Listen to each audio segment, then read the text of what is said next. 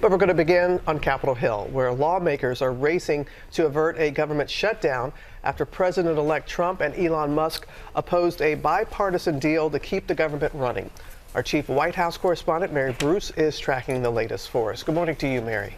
Robin, good morning. Well, there is now a lot of uncertainty here. The House was set to vote on a bill to keep the government open, but then Elon Musk got involved, launching a pressure campaign against the bill. And now, with the holidays just around the corner and paychecks for millions of federal workers hanging in the balance, this morning Congress is now scrambling for a plan B. This morning, Republican House Speaker Mike Johnson is back at square one after Elon Musk and President-elect Donald Trump torpedoed a bill to keep the government up and running. There is no new agreement right now. Overnight, the speaker seen leaving the Capitol after meeting with Vice President-elect J.D. Vance. I'm not going to say anything else more about it tonight because we're in the middle of these negotiations. Trump now telling Republicans to get smart and tough without telling them exactly what he wants them to do next, criticizing the bipartisan bill for including too much spending, but also warning Republicans not to pass a stripped-down bill without additional spending unless they also agree to raise the debt limit, saying any Republican that would be so stupid as to do this should and will be primaried.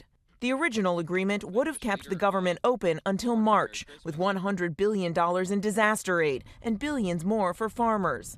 But Musk, whom Trump has tapped to lead a new government efficiency effort, launched a last-minute pressure campaign against it, blasting the bill as a crime, bloated with wasteful spending, saying anyone who supports it deserves to be voted out in 2 years. There will be a lot of hard votes in the next couple of years, and it's not always going to be the case that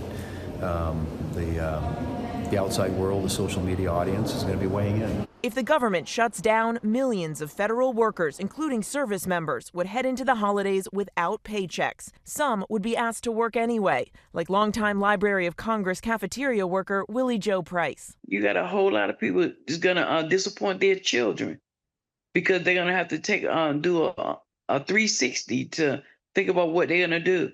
Is it worth me buying this for my child, or should I pay my rent? With peak holiday travel, TSA agents and air traffic controllers would also still have to work without pay. Democratic leaders now blunt. House Republicans will now own any harm that is visited upon the American people that results from a government shutdown or worse. So what comes next year? Well, that's the big question, and it's really unclear. The speaker could try to strip out all of that additional funding and spending and just pass a bill to keep the government up and running. But the fate of that is also in doubt, and the clock is ticking with that deadline looming tomorrow night, Robin. But Mary, as you said in your report, if they try to pass that stripped-down bill, President-elect Trump says he wants it to include raising the debt limit.